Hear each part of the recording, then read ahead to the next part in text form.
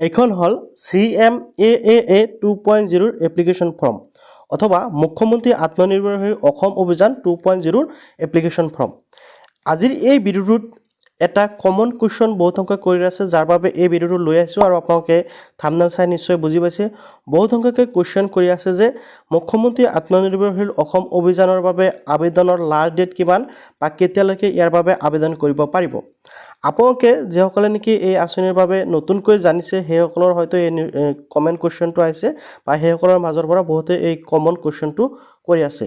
তো এতিয়া চাওক ফ্ৰেণ্ডসকল, আপোনালোকে যদি অলৰেডি আবেদন কৰিছিল আপোনালোকে নিশ্চয় জানে যে কেনেকৈ প্ৰচেছটো হৈছে বা কি হৈছে আপোনালোকে নিশ্চয় জানে।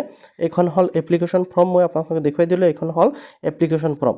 এতিয়া চাওক, আপুনি যদি নতুনকৈ শুনা পাই আছে এই আঁচনিৰ বিষয়ে আৰু আপোনালোকে নিশ্চয় সকলোৱে নতুনকৈ নিউজত বা ইউটিউবত বহুত ভিডিঅ' লাভ কৰি আছে যে ফেব্ৰুৱাৰী মাহৰ 7 তাৰিখৰ পৰা 15 তাৰিখৰ ভিতৰত প্ৰথম কিস্তিৰ 1 লাখকৈ টকা প্ৰদান কৰিব যিসকলে নেকি মুখ্যমন্ত্ৰী আত্মনিৰ্ভৰশীল অসম অভিযানত আবেদন কৰিছে। অ'কে, তো এতিয়া কথা হ'ল যদি আপুনি ভাবিছে আপুনি নতুনকৈ এপ্লিকেশ্যন কৰিব, তেনেক্ষেত্ৰত আপোনালোকে ইয়াৰ লাষ্ট ডেটটো কিমান বা আপোনালোকে কেনেকৈ অনলাইন এপ্লিকেশ্যন কৰিব পাৰিব সেই বিষয়ে নিশ্চয় আপোনালোকে বহুতে জানিব বিচাৰিছে, যদি আপোনালোকে এই আঁচনিৰ বিষয়ে নতুনকৈ জানিছে।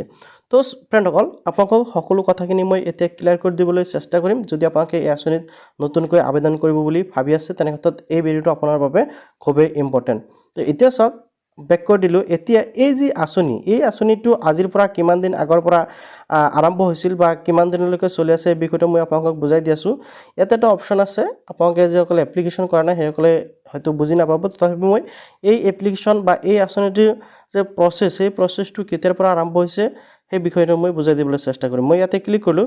ইয়াতে ক্লিক কৰাৰ লগে লগে আপোনালোকক কিছুমান ডেট দেখুৱাই আছোঁ আৰু কেনেকৈ কেতিয়াৰ পৰা ইয়াৰ প্ৰচেছটো আৰম্ভ হৈছে সেইখিনি বুজি পাব।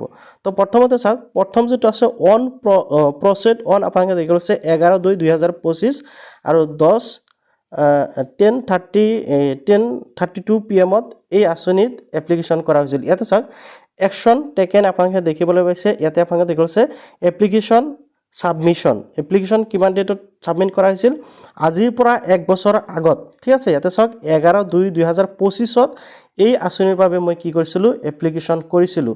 অৰ্থাৎ এই আঁচনিৰ এপ্লিকেশ্যন লাষ্ট ডেট গুচি গৈছে 2025 30 ফেব্ৰুৱাৰীৰ লাষ্ট ডেট আছিল আৰু অলৰেডি গুচি গৈছে 30 ফেব্ৰুৱাৰী বা 15 ফেব্ৰুৱাৰী এনেকুৱাকৈ আছিল, মোৰ ফাইনেল মনত নাই। তো এনেকুৱা ডেটত অৰ্থাৎ আজিৰ পৰা 1 বছৰ আগতে এই আঁচনিৰ বাবে আবেদন প্ৰচেছ হৈছিল বা আবেদনৰ সুবিধা দিছিল চৰকাৰৰ তৰফৰ পৰা। সেই আবেদনৰ ডেটটো অলৰেডি গুচি গ'ল। তো বহুত সংখ্যকে নতুনকৈ হয়তো আবেদন কৰিম বুলি ভাবি আছে বা এই আঁচনিৰ বাবে নতুনকৈ জানিছে, যাৰ বাবে নতুনকৈ আবেদন কৰিব বুলি ভাবি আছে। তো সেইসকলক মই প্ৰথমতে ডেটটো জনাই দিলোঁ যে আজিৰ পৰা 1 বছৰমান আগতে ইয়াৰ বাবে আবেদন হৈছিল আৰু আবেদন ডট অলৰেডি গুচি গৈছে। এতিয়া যদি চৰকাৰে আকৌ নতুনকৈ ইয়াৰ সংখ্যা বৃদ্ধি কৰে তেনেক্ষেত্ৰত হয়তো আপোনালোকে আকৌ আবেদন কৰিব পাৰিব। তাৰপিছত ইয়াতে চাওক কোৱা হৈছে আৰু এটা ডেট মই দেখুৱাইছোঁ 17/4/2025 কি হৈছিল, ইয়াৰ এপ্লিকেশ্যনটো ৰিভিউ হৈছিল। ইয়াতে কিন্তু বহুত প্ৰচেছ হৈছে, দীঘলীয়া প্ৰচেছ। এপ্লিকেশ্যনটো ৰিভিউ হ'লে আপোনালোকে দেখিবলৈ পাইছে। তাৰপিছত 22/4/2025 ইণ্টাৰভিউৰ বাবে শ্বেডিউল হ'ল আৰু 24/4/2025 তাৰিখে ইয়াৰ ইণ্টাৰভিউ হৈছিল, য'ত সকলো মানুহক আৰু এই যিটো ডেটটো দেখিবলৈ পাইছে 24/4/2025 প্ৰত্যেকজনক এটা ডেটেই নহয়, বহুত সংখ্যক মানুহে এপ্লিকেশ্যন কৰিছিল আৰু বেলেগ বেলেগ ডেটত বেলেগ বেলেগ মানুহক মানে ইণ্টাৰভিউৰ বাবে মাতা দিয়া হৈছিল। বেলেগ বেলেগ ডেটত বেলেগ বেলেগ মানুহক কি কৰিছিল, ইণ্টাৰভিউ লোৱা হৈছিল আৰু নিৰ্দিষ্ট ঠাইত গৈ ইণ্টাৰভিউ দিব লগা হৈছিল। তো আখৰো আপুনি নিশ্চয় বুজি পাইছে, বিশেষকৈ যিসকলে ভাবি আছে যে আমি এই আঁচনিৰ বাবে নতুনকৈ আবেদন কৰিম, তো আপোনালোকে বৰ্তমান কিন্তু ইয়াৰ বাবে আবেদন কৰিব নোৱাৰিব। কিন্তু চৰকাৰে, অসমৰ মুখ্যমন্ত্ৰী হিমন্ত বিশ্ব শৰ্মা ডাঙৰীয়াই কিন্তু কৈছে যে 2 লাখ মানুহক ইয়াৰ সুবিধা দিয়া হ'ব। তাৰে 25,000 আগতে দিয়া হ'ল আৰু এইবাৰ 75,000 ল'ৰা ছোৱালীক 1 লাখকৈ টকা দিব আৰু নেক্সটত হয়তো আৰু 1 লাখ ল'ৰা ছোৱালীক এই টকাটো প্ৰদান কৰিব। গতিকে আপোনালোকে নেক্সটত হয়তো আবেদনৰ সুবিধা লাভ কৰিব, বাট বৰ্তমান কিন্তু আপোনালোকে কোনো ধৰণৰ অনলাইনত নতুন এপ্লিকেশ্যন চলি থকা নাই, আপোনালোকে এপ্লাই কৰিব নোৱাৰিব। তো আশা কৰোঁ আপোনালোকৰ যি কনফিউজন সেই কনফিউজনটো দূৰ হ'ল নতুনকৈ এপ্লিকেশ্যন কৰিব বুলি ভাবি আছিল যদি।